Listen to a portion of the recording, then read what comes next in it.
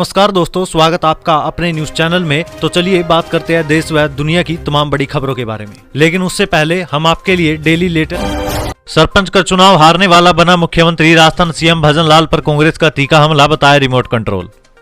राजस्थान के नए मुख्यमंत्री भजन लाल शर्मा आज यानी 15 दिसंबर को अपने पद और गोपनीयता की शपथ लेंगे। राजधानी जयपुर में उनके शपथ ग्रहण की तैयारी चल रही है। इसी बीच कांग्रेस की ओर से मनोनीत मुख्यमंत्री भजन लाल शर्मा पर तीखा हमला किया गया। कांग्रेस नेता और पूर्व केंद्रीय मंत्री जितेंद्र सिंह ने राजस्थान में बनाए गए मुख्यमंत्री भजन लाल शर्मा पर गैर मर्यादित टिप्पणी करते हुए कहा कि राजस्थान के मुख्यमंत्री को एक रिमोट कंट्रोल के रूप में बनाया गया है और वह जीता हुआ सरपंच भी नहीं है बल्कि हारा हुआ सरपंच है। राजस्थान के मान सम्मान के लिए कम से कम अनुभवी मुख्यमंत्री बनना चाहिए। कांग्रेस नेता जितेंद्र सिंह ने उक्त टिप्पणी अलवर ग्रामीण से विधायक टीकाराम जूली के कार्यालय में आयोजित कार्यकर्ता अभिनंदन कार्यक्रम में भी कही।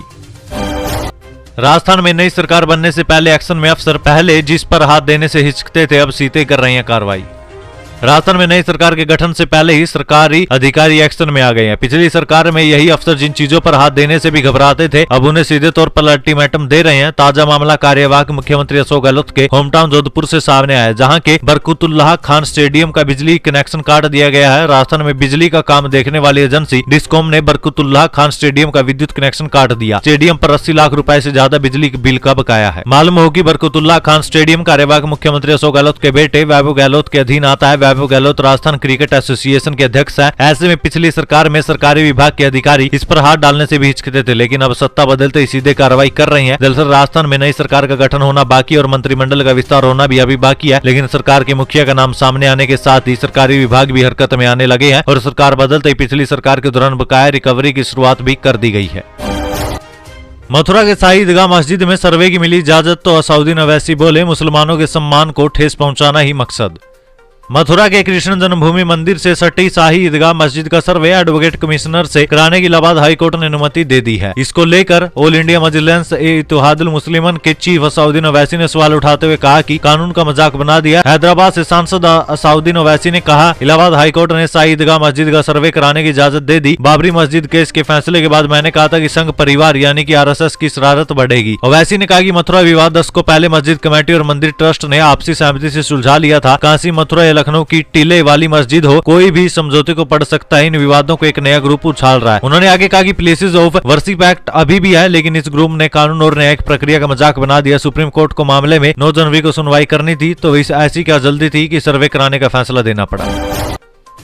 बीजेपी नेता की हथेली काटने वाले के घर बुलडोजर चला। भोपाल में 5 आरोपियों के 3 मकान ढाहे, नई सीएम का पहला एक्शन।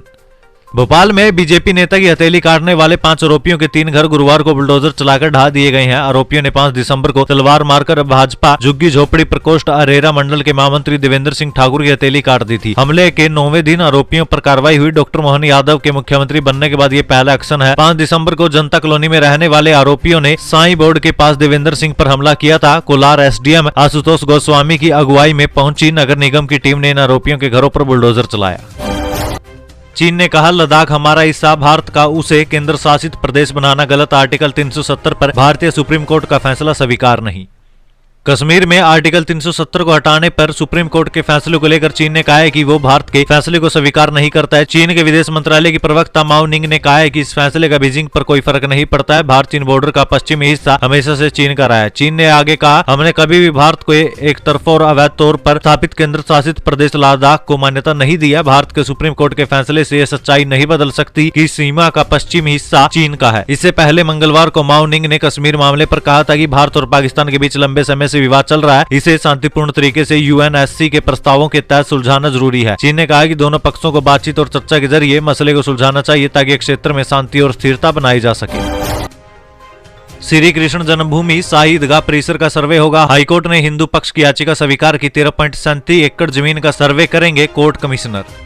मथुरा के श्री कृष्ण जन्मभूमि शाही ईदगाह विवादित परिसर का सर्वे कराया जाएगा। गुरुवार को इलाहाबाद हाईकोर्ट ने फैसला दिया है। हिंदू पक्ष की याचिका स्वीकार करते हुए कोर्ट ने सर्वे के लिए कोर्ट कमिश्नर नियुक्त करने का आदेश दिया है। कोर्ट ने मुस्लिम पक्ष यानी वक्फ बोर्ड की उन दलीलों को खारिज कर दिया जिसमें उन्होंने याचिका को सुनने योग्य नहीं होने का दावा किया था। हाईकोर्ट के जस्टिस मयंक कुमार जैन की सिंगल बेंच ने फैसला सुनाया। 16 नवंबर को इस अर्जी पर सुनवाई के बाद कोर्ट ने फैसला सुरक्षित रख लिया था। इस दिन विवादित परिसर की 18 याचिकाओं में से 17 पर सुनवाई हुई थी। ये सभी याचिकाएं मथुरा जिला अदालत से इलाहाबाद हाईकोर्ट में सुनवाई के लिए शिफ्ट हुई थी। हाईकोर्ट के फैसले के बाद अब श्री कृष्ण जन्मभूमि शाही ईदगाह के 13.37 एकड़ विवादित जमीन का कोर्ट कमिश्नर सर्वे करेगा। ये सर्वे वाराणसी की ज्ञानव्यापी में मई 2021 में हुए कमिश्नर सर्वे की तरह होगा। इसमें कोर्ट कमिश्नर की टीम वहां जाकर साक्ष्य एकत्रित करके कोर्ट को रिपोर्ट देगी।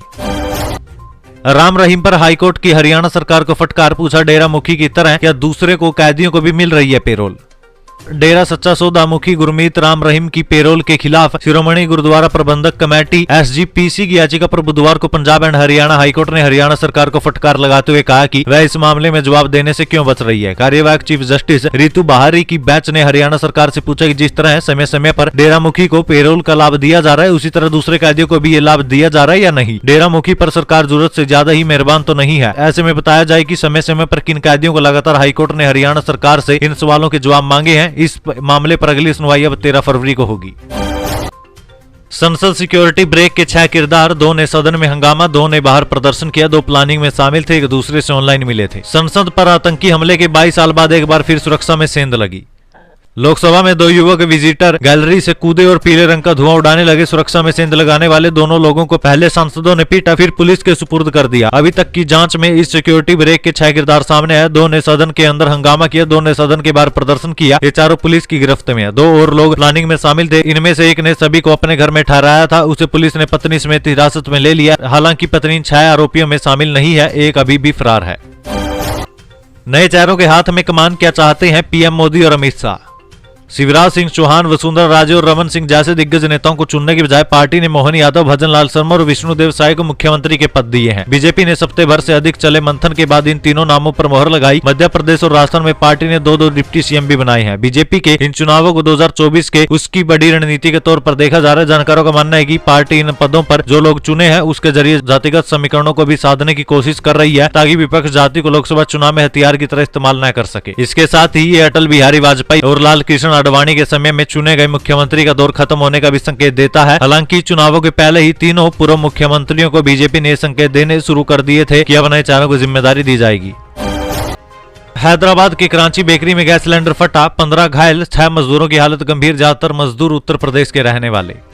तेलंगाना के हैदराबाद में राजेंद्र नगर स्थित कराची बेकरी में गुरुवार को गैस सिलेंडर में ब्लास्ट हो गया। इससे बेकरी में मौजूद 15 मजदूर झुलस गए। इनमें 6 की हालत गंभीर है। बताया गया कि गैस लीकेज के कारण धमाका हुआ। घायलों में ज्यादातर मजदूर उत्तर प्रदेश के रहने वाले हैं। बेकरी प्रबंधन ने सभी को स्थानीय अस्पताल में भर्ती कराया। मौके पर पहुंची पुलिस ने केस दर्ज किया है। वहीं सीएम रेवंत रेड्डी ने कराची बेकरी में धमाके की घटना पर दुख जताया। सीएम रेड्डी ने दुर्घटना में घायल हुए मजदूरों को बेहतर इलाज उपलब्ध कराने का आदेश दिया।